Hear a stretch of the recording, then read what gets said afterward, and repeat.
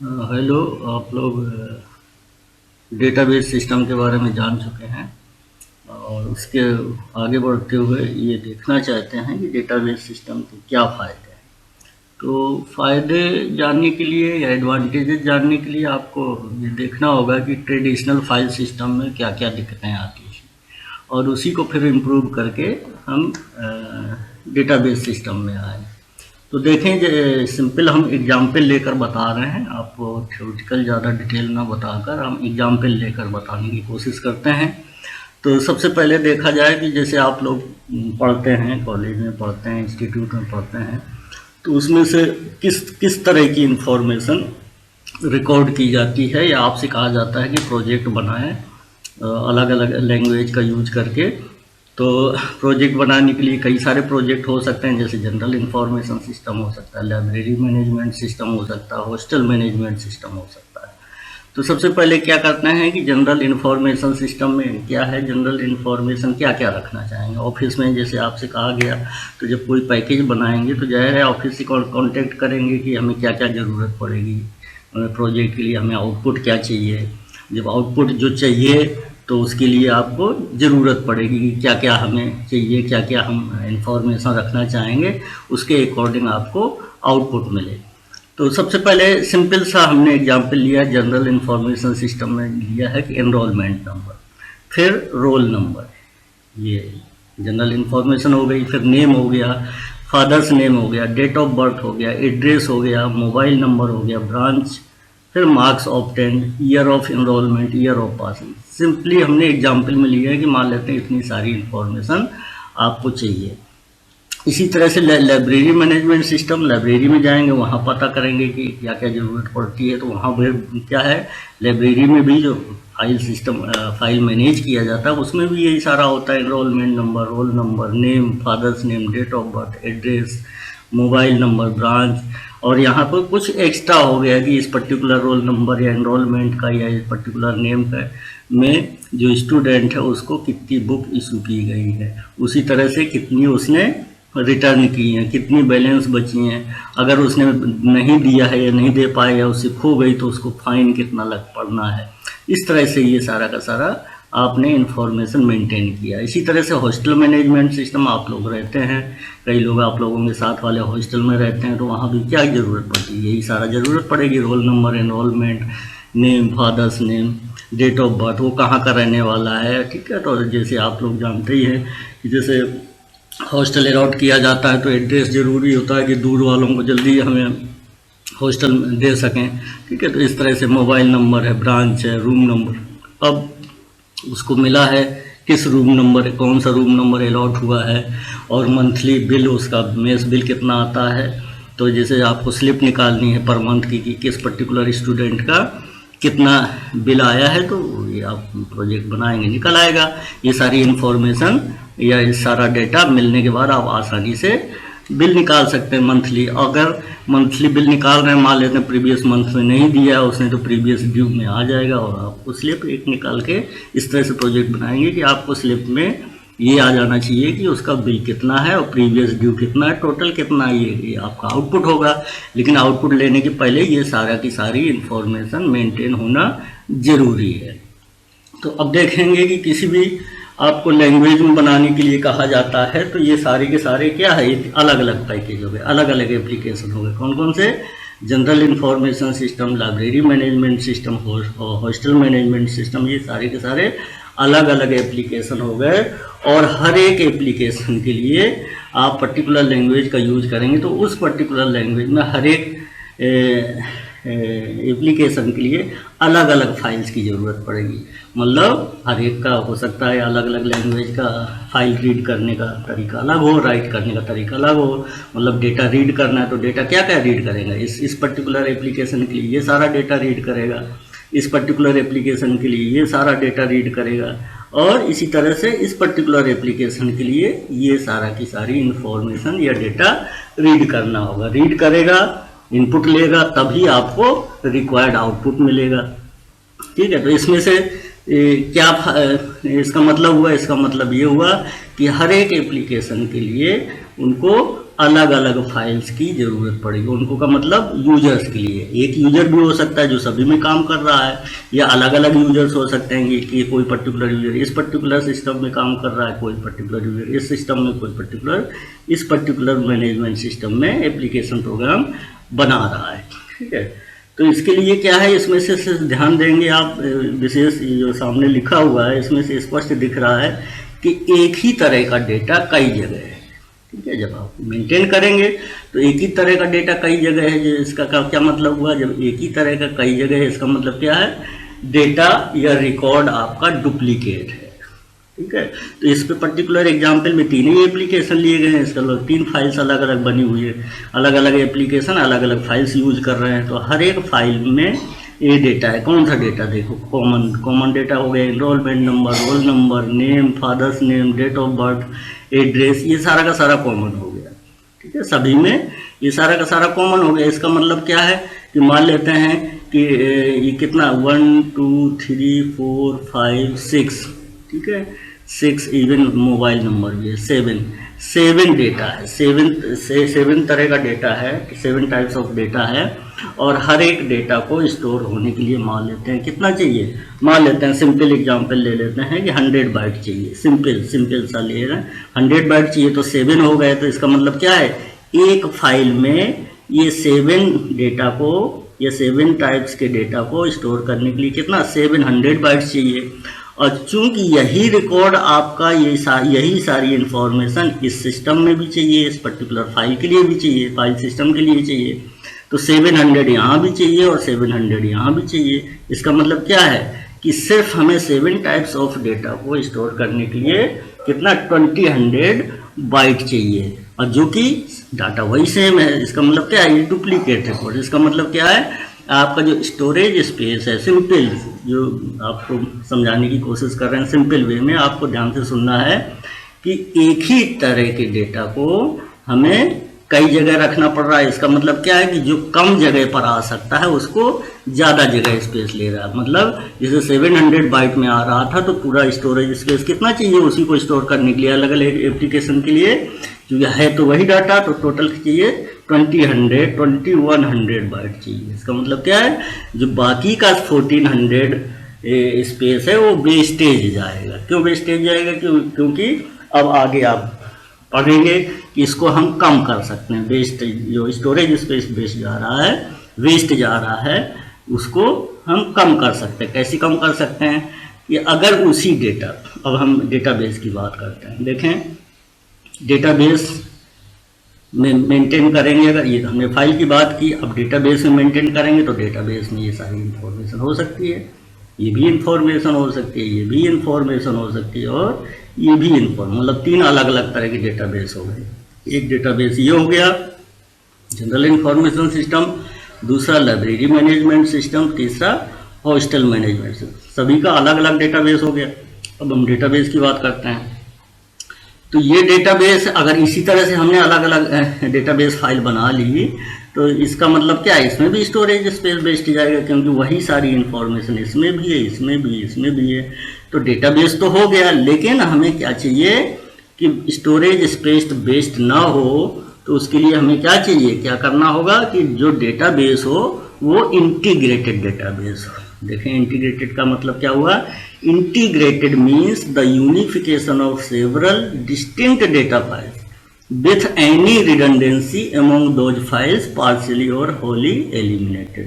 मतलब पार्शियली या पूरी तरह से एलिमिनेट किया जा सकते। किसको एलिमिनेट किया, डुप्लीकेट डेटा को। ठीक है, तो अगर ऐसा कर सकें तो इस तरह से जो निकल के आएगा डेटाबेस उसको बोलेंगे इंटीग्रेटेड डेटाबेस। ठीक है, तो जैसे वही एग्जाम्पल है, सेम है, एप्लीकेशन डेवलपमेंट की एप्लीकेशन डेवलप कर रहे हैं आप, एक है जनरल इंफॉर्मेशन सिस्टम, दूसरा लाइब्रेरी मैनेजमेंट सिस्टम, तीसरा है हॉस्टल मैनेजमेंट सिस्टम। तो देखें इसमें से क्या है, ये हम इंटीग्रेटेड डेटाबेस बना रही। इसका मतलब क्या, इंटीग्रेटेड का मतलब जो डुप्लीकेट डेटा है इसमें से कौन कौन सा डुप्लीकेट डेटा था, देखें enrolment number, roll number, name, father's name, date of birth, address, even mobile number. ठीक है, ये सारा का सारा क्या था, डुप्लीकेट था का मतलब डेटाबेस उसमें भी था और इसमें भी था, इसमें भी था। अब जब इंटीग्रेटेड कर दिया इसका मतलब उसको हमने एलिमिनेट कर दिया। कितना एलिमिनेट किया जा सकता है? जितना संभव हो, क्योंकि कुछ डाटा जो जरूरी है कि हमें डुप्लीकेट रखना जरूरी हो जाता है। कैसे जरूरी हो जाता है? जैसे हम कहते हैं कि एनरोलमेंट नंबर हर एक में जरूरत पड़ेगी, ठीक है। और उस पर वो एनरोलमेंट नंबर क्या होता है? एक तरह से एनरोलमेंट नंबर स्टूडेंट का एक तरह से यूनिक रोल नंबर होता है, यूनिक नंबर होता है, जिससे आप सारी की सारी इंफॉर्मेशन होती है उसमें से, किस ईयर में मतलब एडमिशन लिया है, ठीक है, किस ब्रांच का है, इस तरह से समथिंग, और कितना उसका नंबर है, नंबर के किस नंबर पर उसका एनरोलमेंट हुआ है, तो ये सारा का सारा होता है। तो ये क्या है? यूनिक नंबर हो गया। एनरोलमेंट नंबर सभी स्टूडेंट का यूनिक होगा, तो ये तो रखना जरूरी है, सभी में जरूरी है, ठीक है, और इसमें भी जरूरी है, इसमें भी जरूरी है, लेकिन बाकी रखना जरूरी नहीं है। क्यों? क्योंकि उस पर्टिकुलर एनरोलमेंट नंबर से हम यहाँ पर चेक कर सकते हैं इस पर्टिकुलर, ये इंटीग्रेटेड डेटाबेस हो गया, इसमें से कितने डेटाबेस, एक डेटाबेस वही जो पहले बताया था आपको, ठीक है। अनइंटीग्रेटेड डेटाबेस सिस्टम में क्या बताया था? यहाँ पर भी एक फाइल है, यहाँ पर भी फाइल है, यहाँ पर भी फाइल है। अब ये इंटीग्रेटेड डेटाबेस में क्या हो गया? इसमें से फाइल तो वही है, लेकिन डुप्लीकेट डेटा आपने एलिमिनेट कर दिया, रिडंडेंट डेटा जो था वो एलिमिनेट कर दिया। क्यों कर दिया? कि वही डेटा हम यहाँ पर, अगर हमें library management system application develop करने के लिए अगर हमें जानने की ज़रूरत है कि इस पर्टिकुलर एनरोलमेंट में कौन सा नाम है, किस पर्टिकुलर नाम का स्टूडेंट है, उसके फादर्स का नाम क्या है, एड्रेस क्या है, तो देखो हम यहाँ से जान सकते, यहाँ से इस पर्टिकुलर डेटाबेस से आसानी से पता कर सकते हैं कि उस पर्टिकुलर एनरोलमेंट नंबर का स्टूडेंट कौन सा है, उसका नाम क्या है, फादर्स नेम क्या है, डेट ऑफ बर्थ क्या है, एड्रेस क्या है, ये सारा का सारा आप चेक कर सकते हैं। बस इसमें एक एक्स्ट्रा क्या हो गया? बुक इशू, उस पर्टिकुलर एनरोलमेंट को कितना बुक इशू हुआ, कितना रिटर्न हुआ, बैलेंस कितना है, फाइन कितना लगा हुआ। इसी तरह से हॉस्टल में भी आपको ज़रूरत पड़ेगी क्या? इस पर्टिकुलर एप्लीकेशन पैकेज डेवलप करने के लिए उसको ये ज़रूरत पड़ेगी कि एनरोलमेंट नंबर क्या, अब उसको देखना है वहाँ पर उस एप्लीकेशन प्रोग्राम में, अगर हमें ऐड करना है कि नहीं उसका, चूँकि एप्लीकेशन प्रोग्राम आप देखना चाह रहे हैं कि उसका मंथली बिल कितना आया है, तो इस एनरोलमेंट नंबर का यहाँ से आप एक्सेस कर सकते हैं कि उसका नाम क्या है, फादर्स नेम क्या है, एड्रेस क्या है, और यहाँ से इसको रोल नंबर मिल ही जा रहा है, उसका बिल क्या है, प्रीवियस ड्यू क्या है, आसानी से आप सारा का सारा आउटपुट ले सकते हैं। तो इसमें से क्या है, जो उसमें से 1400 इस पर्टिकुलर सिस्टम में 1400 बाइट आपका ये बेकार जा रहा था, वेस्ट जा रहा था, मतलब उस पर्टिकुलर स्पेस को आप दूसरे डेटा को स्टोर करने के लिए नहीं यूज कर पा रहे थे, अब आप कर पा रहे हैं क्योंकि वो डेटा फ्री हो गया, वो स्पेस फ्री हो गया, ठीक है। तो अब इसमें से आपको आसानी से समझ में आ गया कि हमें कोई भी डेटा, अब हम इसको दूसरी तरह से बात करते हैं कि कोई भी आपसे ये कह सकता है कि ज़्यादातर इंटरप्राइज है या ऑर्गेनाइजेशंस हैं या इंस्टीट्यूट्स हैं, कि सारे के सारे जो है इंटीग्रेटेड डेटाबेस में ही क्यों अपना डेटा रखना चाहते हैं। अपना डेटा का मतलब उस पर्टिकुलर इंस्टीट्यूट का डेटा या ऑपरेशनल डेटा, ये उसी में क्यों रखना चाहते हैं, उन पर्टिकुलर फाइल्स में क्यों नहीं रखना चाहते, मतलब ट्रेडिशनल फाइल सिस्टम में क्यों नहीं रखना चाहते।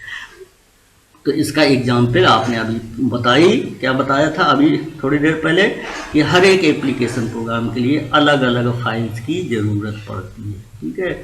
और डेटाबेस सिस्टम में देखें, ये इंटीग्रेटेड डेटाबेस सिस्टम में रखने से क्या हो गया, ये सबसे पहला एग्जाम्पल हमने यही लिया था, स्टोरेज स्पेस जो वेस्ट जा रहा है वो आपका नहीं जा रहा है, ठीक है। और एक लाइन का आंसर इसका ये है कि advantage of an integrated system is that it provides the centralised control of its data.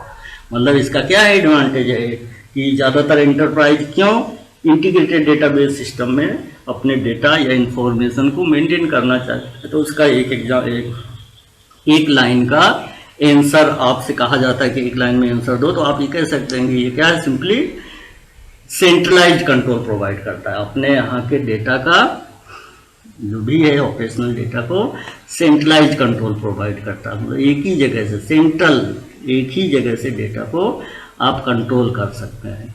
तो इससे क्या मतलब हुआ, अब आप डिटेल में जा पढ़ सकते हैं। डिटेल में क्या पढ़ेंगे, उसकी भाई सेंट्रलाइज कंट्रोल तो बता दिया आपने एक लाइन में, लेकिन उसके फ़ायदे क्या हैं। सेंट्रलाइज कंट्रोल एक ही जगह रखने के, एक ही जगह से कंट्रोल करने के क्या फ़ायदे हैं, तो ये आप थोड़ा सा कॉमन सेंस लगाएंगे तो आसानी से पता चल जाएगा। तो वह उसके लिए हम ये अलग से पॉइंट बता रहे हैं आप लोगों को। क्या है कि the advantages that accrue from having centralize control of the data are, first क्या है, redundancy can be reduced, next है inconsistency can be avoided, the data can be shared, next आगे नेक्स्ट एडवांटेज है standards can be enforced, security restrictions can be applied, integrity can be maintained, next है conflicting requirements can be balanced. ठीक है, इतने सारे advantage हैं जिसकी वजह से ज़्यादातर इंटरप्राइज या ऑर्गेनाइजेशंस हैं अपने डेटा को, अपने यहाँ के डेटा को कहाँ पर स्टोर करना चाहेंगे, कहाँ पर मेंटेन करना चाहेंगे, इंटीग्रेटेड डेटाबेस सिस्टम में। ठीक है, तो सबसे पहले एग्जांपल लेते हैं, redundancy can be reduced. Just अभी हमने बताया था वेस्टेज स्टोरेज हो रहा है, इसका मतलब क्या है कि रिडंडेंसी हम किसी हद तक रिड्यूस कर सकते हैं। कहाँ तक, जैसे यहाँ पर आपने देखा कि यहाँ पर कितने सारे, ये सारे के सारे 7 टाइप्स ऑफ डेटा, ये 7 टाइप्स ऑफ इंफॉर्मेशन आपको हर एक जगह मिल जा रही थी। इस पर्टिकुलर फाइल में भी मिल जा रही थी, यहाँ पर भी मिल जा रही थी। अब वो कुछ रिड्यूस हो गई। इनरोलमेंट नंबर को हम नहीं कर सकते थे क्योंकि क्या है, यूनिटी ये तो ज़रूरी है, इसी की का यूज़ करके हम ये इंफॉर्मेशन यहाँ से एक्सेस कर सकते हैं। ठीक है, तो मतलब ये है कि यहाँ पर ये रोल नंबर या नेम या फादर्स नेम ये मेंटेन, ये डेट ऑफ बर्थ, एड्रेस ये मेंटेन करने की ज़रूरत नहीं है, क्योंकि ये हम यहाँ से इस पर्टिकुलर फाइल से एक्सेस कर सकते हैं, या वही इंफॉर्मेशन हम यहाँ से रिट्रीव कर सकते हैं, और वो रिट्रीव करके हम इस पर्टिकुलर एप्लीकेशन प्रोग्राम में यूज कर सकते हैं। जो एप्लीकेशन प्रोग्राम डेवलप कर रहे हैं वो इंफॉर्मेशन हम यहाँ से एक्सेस करके यहाँ पर यूज कर सकते हैं। इसी तरह से वही सारी इंफॉर्मेशन इस पर्टिकुलर एप्लीकेशन को डेवलप करने के लिए वो सारी की सारी इंफॉर्मेशन यहाँ पर भी आप यूज कर सकते हैं। ठीक है, तो फर्स्ट पॉइंट हो गया clear, redundancy can be reduced. Next है inconsistency can be avoided. Next point है इनकंसिस्टेंसी कैन बी अवॉइडेड। तो इनकंसिस्टेंसी के लिए देखें, यही एग्जाम्पल लेते हैं। देखें ये सिंपल, ये देखते हैं यहाँ पर ये जो ट्रेडिशनल फाइल सिस्टम में आपने देखा था कि क्या है, वही 7 टाइप्स ऑफ डेटा, मतलब enrolment number, roll number, name, father's name, date of birth, address, mobile number, ये सारे के सारे क्या थे, ये रिपीट हो रहे थे डेटा, सब जगह ये रिपीट हो रहे थे।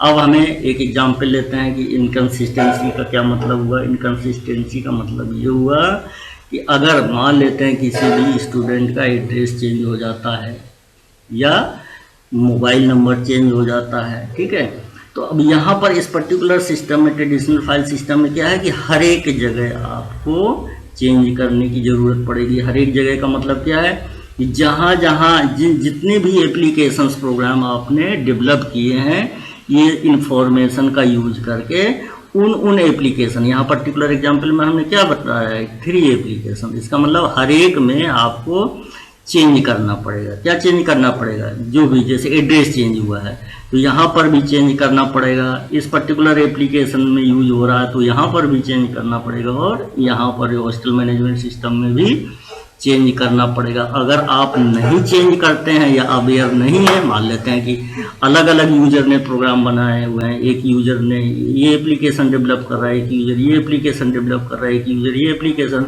तो इस यूजर ने डेवलप किया है ये सारा डाटा यूज करके, ठीक है, और उस पर्टिकुलर स्टूडेंट का एड्रेस चेंज हो गया है, तो मान लेते हैं ऑफिस वालों ने यहाँ पर चेंज कर दिया, लेकिन इनको नहीं बताया, तो क्या होगा, उसी पर्टिकुलर स्टूडेंट का 2 डिफरेंट तरह के एड्रेस आएंगे, 2 डिफरेंट तरह के। मान यहाँ पर चेंज कर दिया और यहाँ पर चेंज नहीं हुआ, तो इसका मतलब क्या है, एट ए टाइम क्या बताएगा, उसी पर्टिकुलर स्टूडेंट का 2 तरह के एड्रेस बताएगा। इसका मतलब क्या है, इस तरह के डेटा को हम क्या बोलेंगे, इनकंसिस्टेंट डेटा। ठीक है, और यही चूंकि हमने यहाँ पर एलिमिनेट कर दिया है, इसमें क्या है, इंटीग्रेटेड डेटाबेस सिस्टम में ये एलिमिनेट हो गया है।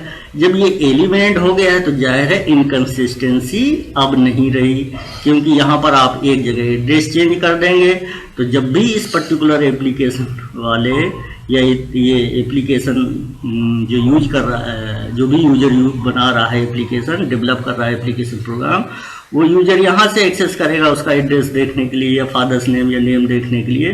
तो चूंकि एक ही जगह है तो यहाँ पर चेंज हो गया तो वो चेंज्ड एड्रेस ही इसको मिलेगा। इसी तरह से हॉस्टल मैनेजमेंट सिस्टम वाले को भी चेंज्ड एड्रेस मिलेगा। इसका मतलब क्या है, इंटीग्रेटेड डेटाबेस सिस्टम से नेक्स्ट एडवांटेज क्या हुआ कि inconsistency can be avoided, inconsistency can be avoided.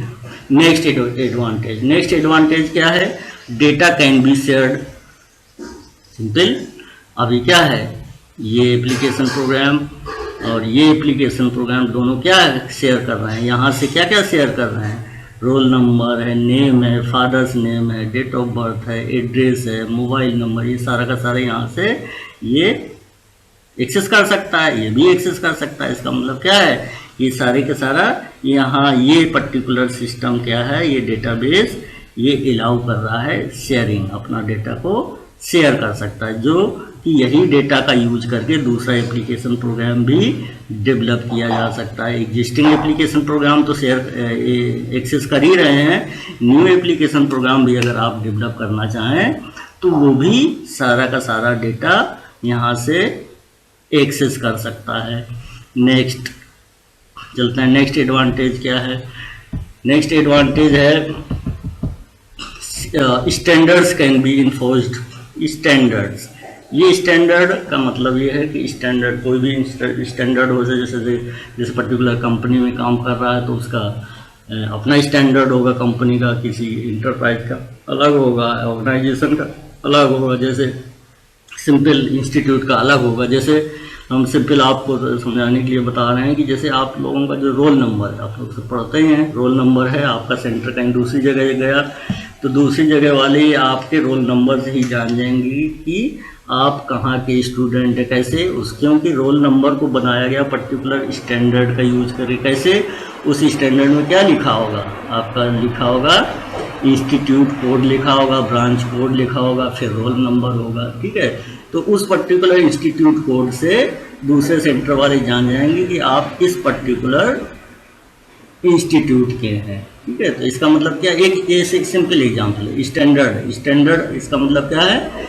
Standards can be enforced. Standard आप इन्फोर्स कर सकते हैं, अगर आप बीबीए हैं तो स्टैंडर्ड इन्फोर्स कर सकते हैं कि आपका डेटा कहीं भी अगर एक्सचेंज होता है या शेयर होता है तो आपको या दूसरे को पता चल जाए कि ये डाटा कहाँ का है, या आप किसी से एक्सचेंज करना चाह रहे हैं या शेयर करना चाह रहे हैं, किसी से लेना चाह रहे हैं डेटा, तो आपको भी पता चल जाए कि उस पर्टिकुलर स्टैंडर्ड को देखकर आपको पता चल जाए कि आपके यहाँ जो स्टूडेंट आए हैं या ट्रांसफ़र होके आया है वो कहाँ का स्टूडेंट है। इसी तरह से नेक्स्ट एडवांटेज है सेंट्रलाइजेशन का। क्या है, security restrictions can be applied. Security restrictions can be applied, इसका मतलब क्या हुआ, इसका मतलब ये है कि चूंकि रिस्पॉन्सिबल पर्सन कौन सा होता है डेटाबेस मेंटेन करने का, जिसके पास ओवरऑल कंट्रोल होता है डेटाबेस का, उसका क्या होता है, उसकी जिम्मेदारी होती है कि डेटाबेस चूँकि वो रिस्पॉन्सिबल होता है ऑर्गेनाइजेशन या पर्टिकुलर इंस्टीट्यूट के लिए, तो उसकी जिम्मेदारी है कि डेटा को कौन कौन से यूजर्स एक्सेस कर सकते हैं। अगर एक्सेस कर सकें तो कौन कौन से रेस्ट्रिक्शन से अप्लाई कर दे, कैसे मतलब ठीक है, ये मान लेते हैं एग्जांपल के लिए कि वो डेटा या इंफॉर्मेशन को कितना रिट्रीव कर सकता है, कौन कौन सी इंफॉर्मेशन रिट्रीव कर सकता है, अगर रिट्रीव कर सकता है तो मॉडिफाई कर सकता है या नहीं कर सकता, और कर सकता है तो कितना कर सकता है। इस तरह के रिस्ट्रिक्शंस को अप्लाई किया जा सकता है, किसके थ्रू, इसी के थ्रू, डेटाबेस सिस्टम के थ्रू, इंटीग्रेटेड डेटाबेस सिस्टम के थ्रू, ठीक है। और इसमें सिक्योरिटी रिस्ट्रिक्शंस में एक ये भी है कि आप ये भी शामिल कर सकते हैं कि जो भी डेटाबेस को, सेंसिटिव डेटाबेस को या डेटा को एक्सेस करना चाहता है तो वो किसके थ्रू आए, वो प्रॉपर चैनल के थ्रू आए। प्रॉपर चैनल के जैसे ही हमने प्रॉपर चैनल कहा तो आप लोगों को समझ में आ गया कि थ्रू पर्टिकुलर लॉगिन पासवर्ड के थ्रू आए। लॉगिन पासवर्ड के थ्रू आ जाएगा तो आपको पता चल जाएगा कि ठीक है ये ऑथराइज्ड पर्सन है या नहीं है। नेक्स्ट एडवांटेज है integrity can be maintain. Integrity का मतलब ये है कि कितना डाटा जो है वो कितना एक्यूरेट है। एक्यूरेसी से मतलब है, एक्यूरेसी का मतलब ये है, ठीक है। तो इसका मतलब क्या है, इंटीग्रिटी कैन बी मेंटेन। अब हम यहाँ पर आपको इंटीग्रिटी के लिए हम यहाँ पर फिर से चलते हैं, क्या यहाँ पर चलते हैं। इसमें से क्या है, जैसे डेट ऑफ बर्थ, ठीक है। इंटीग्रिटी का मतलब हमने सिंपल भाषा में आपको बताया है, बुक्स में तो बहुत सारा मिल जाएगा, लेकिन आपको समझने के लिए इतना समझना है कि इसका मतलब कि आप जो डेटा मेंटेन कर रहे हैं वो कितना एक्यूरेट मेंटेन कर रहे हैं। अगर आपको एक्यूरेट 100% एक्यूरेट चाहिए तो कुछ कॉन्स्टेंट्स आपको अप्लाई करने होंगे। कॉन्स्टेंट्स अप्लाई करने होंगे, इसका मतलब क्या हुआ, इसका मतलब ये है कि जैसे एग्जांपल में लेते हैं डेट ऑफ बर्थ, ठीक है। अब जैसे आपके इंस्टीट्यूट में मान लेते हैं कि एक कॉन्स्टेंट्स आप अप्लाई कर सकते हैं। कैसे कि आपके यहाँ इस पर्टिकुलर ईयर के बाद के स्टूडेंट इनरोल नहीं हो सकते, पर्टिकुलर ईयर के बाद के इंस्टीट्यूट इनरोल नहीं हो सकते, ये कॉन्स्टेंट्स आप अप्लाई कर दें। इसका मतलब क्या हुआ, और सिंपल में आते हैं, इसका मतलब ये हुआ कि जैसे आपको पता है कि आपके यहाँ 14 ईयर्स से कम के बच्चे एडमिशन नहीं ले सकते, तो जाहिर है 14 ईयर आप कैलकुलेट कर लेंगे कि किस ईयर के बाद बच्चे नहीं आ सकते, ठीक है। तो ये एक तरह से ये कॉन्स्टेंट्स आप अप्लाई कर सकते हैं आसानी से। जब आपने अप्लाई कर दिया तो जब भी आप जनरल ऑफिस वाले या ऑफिस वाले जब भी मेंटेन करेंगे तो जैसे ही यहाँ डेट ऑफ बर्थ डालेंगे तो अगर उस पर्टिकुलर ईयर के बाद अगर आएगा तो वो डाटा एक्सेप्ट ही ना करे। क्यों? क्योंकि आपने कॉन्स्टेंट्स अप्लाई कर दिया कि 14 ईयर से कम के बच्चे उस उम्र से कम के बच्चे एडमिशन नहीं ले सकते, ठीक है। तो आपको इंटीग्रिटी समझ में आ गया। नेक्स्ट है conflicting requirements can be balanced. ये सब इम्पोर्टेंट है। इसका मतलब क्या है, conflicting requirements can be balanced. Conflicting requirements का मतलब ये है कि चूँकि इंस्टीट्यूट में बहुत सारे यूजर्स हैं, बहुत सारे एप्लीकेशन प्रोग्रामर्स हो सकते हैं, तो अपने अपने एप्लीकेशन प्रोग्राम डेवलप करते हैं, तो ये जिम्मेदारी किस डीबीए की बनती है कि वो जो डेटाबेस का स्ट्रक्चर है वो इस तरह से क्रिएट करे कि ओवरऑल परफॉर्मेंस वो कंपनी के लिए करे या इंस्टीट्यूट के लिए परफॉर्म करे, अच्छा परफॉर्म करे, न कि इंडिविजुअल यूजर के लिए। मतलब ये है कि जैसे पर्टिकुलर हम स्टैंड या एक्सेस स्ट्रेटजी रखना चाह रहे हैं, तो अगर एक्सेस स्ट्रेटजी रखना चाह रहे हैं या स्टोरेज स्ट्रेटजी रखना चाह रहे हैं कि उस पर्टिकुलर ज़्यादातर एप्लीकेशंस के लिए वो फास्ट एक्सेस प्रोवाइड करे, ऐसा एक्सेस स्ट्रेटजी की फास्ट एक्सेस अलाउ करे, और कुछ एप्लीकेशंस ऐसे हैं जिनके लिए कि पुअर परफॉर्मेंस परफॉर्म करे। तो ज़्यादा से ज़्यादा इसका मतलब कंपनी के बेनिफिट के लिए, ऑर्गेनाइजेशन के बेनिफिट के लिए इस तरह से एक्सेस स्ट्रेटजी हम बनाएं कि जो ज़्यादा से ज़्यादा एप्लीकेशंस को फास्ट एक्सेस प्रोवाइड कर सके, न कि कुछ एप्लीकेशंस के लिए। या कि दूसरी भाषा में और सिंपली भाषा में हम ये कह सकते हैं कि इंडिविजुअल यूजर के लिए ऐसा स्ट्रक्चर बनाए। डीबीए की जिम्मेदारी स्ट्रक्चर को डिफाइन करना, तो वो इस तरह से स्ट्रक्चर बनाए कि वो कंपनी के लिए बेस्ट परफॉर्म कर रहा हो, न कि पर्टिकुलर यूजर के लिए या इंडिविजुअल के लिए, ठीक है। तो ये आप लोगों का हो गया। इसमें से हम जानना चाहेंगे, आप लोग देखें पढ़ते नहीं हैं, आज हमने थ्योरेटिकल बहुत ज़्यादा तो नहीं बताया है, लेकिन आपको प्रैक्टिकली बात बताई गई है। तो इसमें से आपको थोड़ा सा, जब आप लोग पूरा वीडियो सुनेंगे तभी आपको सही से समझ में आएगा। एक बार में नहीं तो 2 बार पढ़ेंगे। लेकिन कमेंट जरूर दीजिएगा कि आप थ्योरेटिकल पढ़ना चाह रहे हैं कि इस तरह से एग्जाम्पल लेकर पढ़ना चाह रहे हैं, ठीक है। तो हमें थोड़ा सा आइडिया हो जाएगा, क्योंकि कई लोग अभी हम देखते हैं कि कई लोग नहीं देखते हैं। ये सही स्थिति नहीं है। आप लोगों को अगर आगे बढ़ना है तो जिस तरह से हम दे रहे हैं उसी तरह से आपको साथ साथ मिल चलना होगा, मतलब साथ साथ पढ़ना होगा आपको, ठीक है। तो नेक्स्ट टर्म से हम आगे बढ़ेंगे, तब तक के लिए धन्यवाद।